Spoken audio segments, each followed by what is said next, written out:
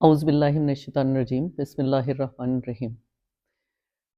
ہم لوگ پارہ نمبر 3 سورہ بقرہ پہنچ چکے ہیں اور اس میں جو اب تک ہم لوگوں نے بات کی ہے اس میں حج کے بارے میں کافی چیزوں کے بارے میں بات ہو چکی ہے، اور اب اللہ تعالیٰ ان بستیوں کے بارے میں یا ان شخص کے بارے میں، حضرت عزیر کے بارے میں بات ہوئی ہے پچھلی ویڈیو میں حضرت عزیر کے بارے میں بات ہوئی تھی۔ اب اس سے آگے ہم لوگ بات کریں گے آیت نمبر 261 سے سٹارٹ کریں گے۔ مثل الذین ینفقون اموالہم فی سبیل اللہ کمثل حبۃ انبتت سبع سنابل فی کل سنبلۃ مئۃ حبۃ واللہ یضاعف لمن یشاء واللہ واسع علیم۔ جو لوگ اپنا مال اللہ کی راہ میں صرف کرتے ہیں ان کے خرچ کی مثال ایسی ہے جیسے ایک دانہ بویا جائے اور اس سے 7 بالیں نکلے اور ہر بال میں 100 دانے ہوں۔ اسی طرح اللہ جس کے عمل کو چاہتا ہے افزونی عطا فرماتا ہے، وہ فراغ دست بھی ہے اور علیم بھی ہے۔ جو لوگ اپنے مال اللہ کی راہ میں خرچ کرتے ہیں اور خرچ کر کے پھر احسان نہیں جتاتے، نہ دکھ دیتے ہیں، ان کا اجر ان کے رب کے پاس ہے، اور ان کے لیے کسی رنج اور خوف کا موقع نہیں ہے۔ ایک میٹھا بول اور کسی ناگوار بات پر ذرا سی چشم پوشی اس خیرات سے بہتر ہے جس کے پیچھے دکھ ہو۔ اللہ بے نیاز ہے اور بردباری اس کی صفت ہے۔ اس ایک آیت کے اندر بہت ساری باتیں آ جاتی ہیں کہ اللہ تعالیٰ یہ کہہ رہا ہے کہ میں تمہاری خیرات کا حاجت مند نہیں ہوں، یعنی کہ اللہ کو نہیں چاہیے کہ تم خیرات کرو، وہ تم اپنے لیے کرتے ہو، کیونکہ اگر تم فصل بوتے ہو تو اس میں اللہ کا تو کوئی حصہ نہیں ہے نا۔ فصل بوتے ہو تو اس میں اگر تم اپنے غریب کسی رشتہ دار کو، کسی کو تم اس میں سے حصہ دیتے ہو تو وہ تمہارا عمل ہے اور اس کا اجر تمہیں ہی دیا جائے گا۔ اللہ کو اس کی کوئی حاجت نہیں ہے، اللہ کو وہ گندم، وہ چیزیں نہیں چاہیے، چاول وغیرہ۔ تمہیں اس چیز کی حاجت ہے کہ تم اللہ کے ساتھ کیا معاملہ کرتے ہو۔ دوسرے یہ ہے کہ اللہ تعالیٰ چونکہ خود بردبار ہے، اس لیے اسے پسند بھی وہی لوگ ہیں جو چھچورے اور کم ظرف نہ ہوں بلکہ فراغ دل اور بردبار ہوں۔ جو خدا تم پر زندگی کے اسباب و وسائل کا بے حساب فیضان کر رہا ہے، یعنی کہ تمہیں بے حساب دے رہا ہے، ہر چیز وافر مقدار میں دی ہوئی ہے، اور تمہاری خطاؤں کے باوجود تمہیں بار بار معاف کر دیتا ہے۔ وہ ایسے لوگوں کو کیوں پسند کر سکتا ہے جو کسی غریب کو ایک روٹی کھلا دیں تو احسان جتا جتا کر اس کی عزت نفس کو خاک میں ملا دیں۔ اسی بنا پر حدیث میں آتا ہے کہ اللہ تعالیٰ اس شخص کو قیامت کے روز اس کے ساتھ ہم کلام نہیں ہوں گے اور نظر عنایت سے اس کو محروم رکھیں گے جو اپنے دیے ہوئے پر احسان جتاتا ہو۔ اس کی ریاکاری خود ہی اس بات کی دلیل ہے کہ خدا اور آخرت پر ایمان نہیں رکھتا۔ اس کا محض لوگوں کو دکھانے کے لیے عمل کرنا صریحاً یہ معنی رکھتا ہے کہ خلق ہی اس کی خدا ہے جس سے وہ اجر چاہتا ہے، یعنی کہ اس کا مطلب یہ ہے خلق ہی اس کی خدا ہے اور وہ اس سے اجر چاہتا ہے، کہ اللہ پر تو اس کو یقین نہیں ہے نا۔ یہ امید رکھنا کہ ہم نے کسی کے ساتھ اچھا کیا تو وہ ہمارے ساتھ اچھا کرے گا، یہ امید رکھنا تو سراسر غلط ہے نا۔ اللہ بھی یہاں پہ یہی بات کر رہا ہے کہ تم مجھ سے امید رکھو، نہ کہ اس بندے سے جس پر تم احسان کر رہے ہو۔ اس کے اوپر اگر تم احسان کر رہے ہو تو اس سے امید مت رکھو، امید مجھ سے رکھو، تو میں تمہیں اس سے کہیں زیادہ دوں گا۔ یہاں اس آیت میں اللہ تعالیٰ یہ بات کر رہا ہے۔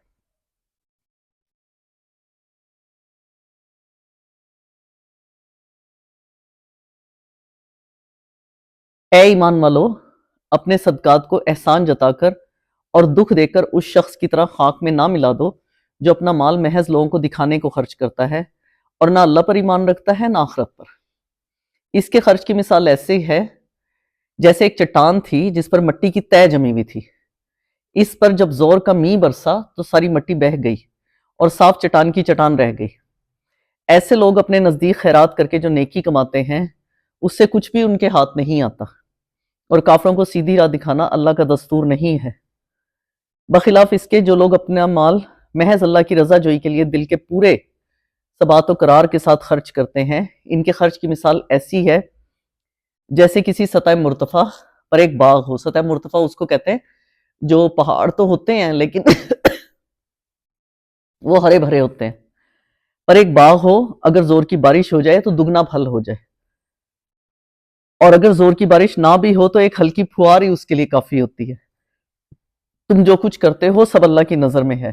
کیا تم میں سے کوئی یہ پسند کرتا ہے کہ اس کے پاس ایک ہرا بھرا باغ ہو، نہروں سے سیراب کھجوروں اور انگوروں اور ہر قسم کے پھلوں سے لدا ہوا؟ ایک باغ ہو جس میں نہریں بہہ رہی ہوں اور وہ نہروں سے سیراب ہوا ہو، کھجوریں ہوں، انگور ہوں، اور ہر قسم کے پھلوں سے وہ لدا ہوا ہو، اور عین اس وقت ایک تیز بگولے کی زد میں آ کر جھلس جائے جبکہ خود بوڑھا ہو اور اس کے کمسن بچے ابھی کسی لائق نہ ہو۔ اس طرح اللہ اپنی باتیں تمہارے سامنے بیان کرتا ہے، شاید کہ تم غور و فکر کرو۔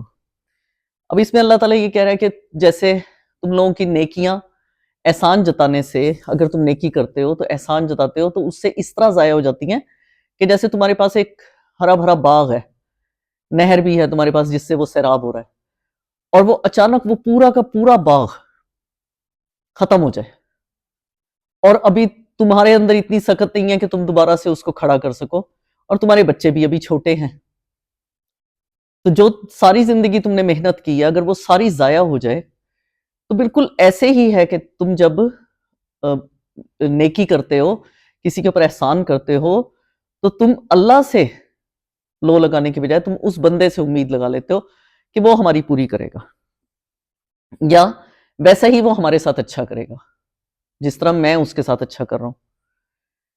اے لوگو جو ایمان لائے ہو، جو مال تم نے کمائے ہیں اور جو کچھ ہم نے زمین سے تمہارے لیے نکالا ہے اس میں سے بہتر حصہ راہ خدا میں خرچ کرو، ایسا نہ ہو کہ اس کی راہ میں دینے کے لیے بری سے بری چیز چھانٹنے کی کوشش کرنے لگو، حالانکہ وہی چیز اگر کوئی تمہیں دے تو تم ہرگز اس سے لینا گوارا نہ کرو گے، الا یہ کہ اس کو قبول کرنے میں تم اغماس برت جاؤ۔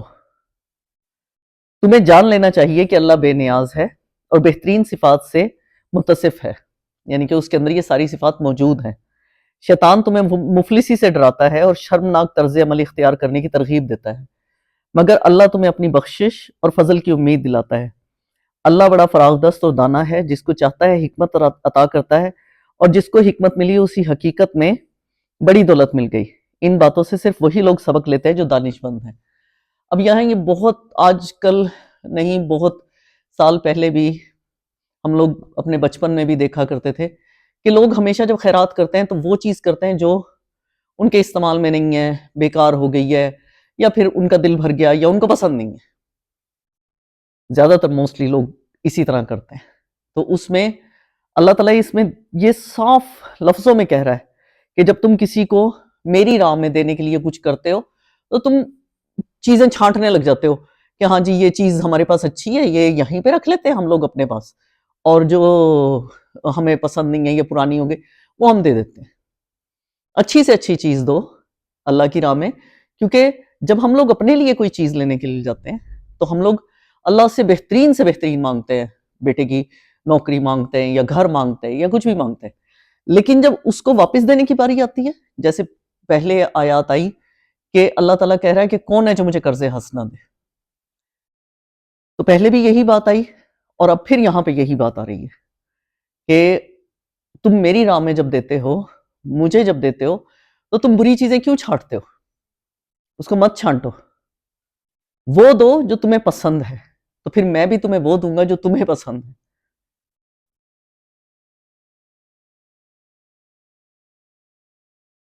تم نے جو کچھ بھی خرچ کیا ہو اور جو نظر بھی مانی ہو، اللہ کو اس کا علم ہے اور ظالموں کا کوئی مددگار نہیں ہے۔ اگر اپنے صدقات اعلانیہ دو تو بھی اچھا ہے، لیکن اگر چھپا کر حاجت مندوں کو دو تو یہ تمہارے حق میں زیادہ بہتر ہے۔ تمہیں بہت سی برائیاں اس طرز عمل سے، تمہاری بہت سی برائیاں اس طرز عمل سے محو ہو جاتی ہیں، اور جو کچھ تم کرتے ہو اللہ کو بہرحال اس کی خبر ہے۔ یعنی کہ ہم لوگ یہ کرتے ہیں کہ جیسے کھانا وغیرہ بنایا اور اپنے رشتہ داروں کو بلایا، عقیقہ کیا یا کوئی بھی ایسی کوئی تقریب کی جس میں اللہ کے نام پہ ہم لوگ دیگ دے رہے ہیں یا کچھ بھی دے رہے ہیں اللہ کے نام پہ، تو ہم لوگ کیا کرتے ہیں، اپنے رشتہ داروں کو بلایا، اکثر لوگ ایسے ہی کرتے ہیں، اپنے ہی رشتہ داروں کو بلایا، تھوڑا بہت ان کو فقیروں کو دے دیا، باقی اپنے رشتہ داروں کو کھلا دیا. جن کے پہلے ہی پیٹ بھرے ہوئے ان کے اور بھرو پیٹ. تو اس میں اللہ تعالیٰ یہ کہہ رہا ہے کہ اگر تم کسی حاجت مند کو دو گے تو وہ زیادہ تمہارے لیے بہتر ہے. اور اپنے جو صدقات ہیں وہ اعلان کر کے بھئی یعنی کہ بتا کر بھی دو تو اس میں کوئی حرج نہیں ہے، لیکن زیادہ بہتر یہی ہے کہ جب تم صدقہ خیرات کرو تو کسی حاجت مند کو دے دو. اس کو اعلان مت کرو کہ بھئی ہاں جی میں یہ جی صدقے کے نام کی یہ چیز دے رہا ہوں، میں جی وہ اللہ کے نام پہ یہ چیز دے رہا ہوں، دیگ دے رہا ہوں، فلاں دے رہا ہوں، یہ مت کرو. لوگوں کو ہدایت بخش دینے کی ذمہ داری تم پر نہیں ہے. ہدایت تو اللہ ہی جسے چاہتا ہے بخشتا ہے. اور خیرات میں جو مال تم خرچ کرتے ہو وہ تمہارے اپنے لیے بھلا ہے. آخر تم اسی لیے تو خرچ کرتے ہو کہ اللہ کی رضا حاصل ہو. تو جو کچھ مال تم خیرات میں خرچ کرو گے اس کا پورا پورا اجر تمہیں دیا جائے گا اور تمہاری حق تلفی ہرگز نہ ہوگی. خاص طور پر مدد کے مستحق وہ تنگ دست لوگ ہیں جو اللہ کے کام میں ایسے گھر گئے ہیں کہ اپنے ذاتی کسب معاش کے لیے زمین میں کوئی دوڑ دھوپ نہیں کر سکتے. ان کی خودداری دیکھ کر ناواقف آدمی گمان کرتا ہے کہ یہ خوشحال ہیں. تم ان کے چہروں سے ان کی اندرونی حالت پہچان سکتے ہو، مگر وہ ایسے لوگ نہیں ہیں کہ لوگوں کے پیچھے پڑ کر کچھ مانگے. ان کی آنت میں جو کچھ مال تم خرچ کرو گے وہ اللہ سے پوشیدہ نہیں ہوگا.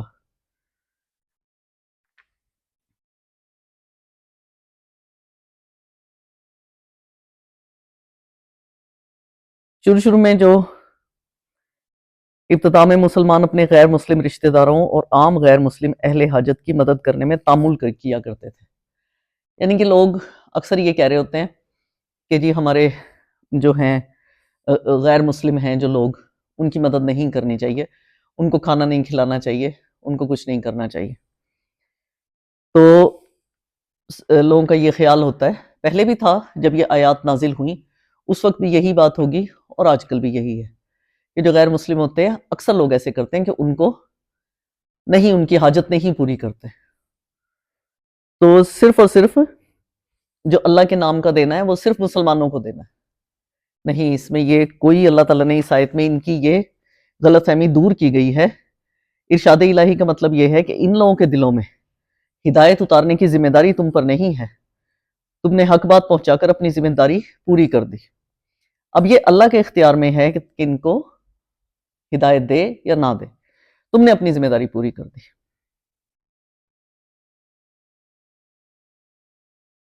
جو لوگ اپنے مال شب و روز کھلے اور چھپے خرچ کرتے ہیں ان کا اجر ان کے رب کے پاس ہے اور ان کے لیے کسی خوف اور رنج کا مقام نہیں ہے. مگر جو لوگ سود کھاتے ہیں ان کا حال اس شخص کا سا ہوتا ہے جیسے شیطان نے چھو کر باولا کر دیا ہو. اور اس حالت میں ان کے مبتلا ہونے کی وجہ یہ ہے کہ وہ کہتے ہیں تجارت بھی تو آخر سود ہی جیسی چیز ہے، حالانکہ اللہ نے تجارت کو حلال کیا ہے اور سود کو حرام کیا ہے. اب اصل میں یہ لفظ جو ہے وہ ربا استعمال ہوا ہے، جو ادھر استعمال ہوا ہے وہ ہے ذالک بانہم کانوا انما البیع مثل الربا واحل اللہ البیع وحرم الربا. اب بیع کو کہتے ہیں کاروبار کرنا، تجارت کرنا، یعنی کہ لین دین کرنا. ہم کچھ بیچ رہے ہیں اس کے بدلے ہمیں پیسے مل رہے ہیں. لیکن سود حرام ہے، وہ اللہ تعالیٰ نے صاف لفظوں میں کہا ہے کہ وہ حرام ہے. اصطلاحاً اہل عرب اس لفظ کو اس زائد رقم کے لیے استعمال کرتے تھے جو ایک قرض خواہ اپنے قرض دار سے ایک طے شدہ شرح کے مطابق، یعنی کہ سود کا سب کو پتا ہے کہ ہاں جی جو اوپر سے رقم دینی ہوتی ہے وہ سود ہے. اگر آپ کسی کو قرض حسنہ دے رہے ہو تو آپ اس سے یہ مت باندھو کہ ہاں جی میں تمہیں اگر 5,000 دے رہا ہوں تو تم اوپر سے مجھے 5,100 روپے اوپر دو گے یا 5,500 جتنے بھی طے کرتے ہیں لوگ، وہ غلط ہے. اگر تم کسی کو قرض حسنہ دے رہے ہو تو تم اس سے اتنا ہی واپس لو، یہ نہیں کہ ہاں جی تم اوپر سے اس سے پیسے کہو. تو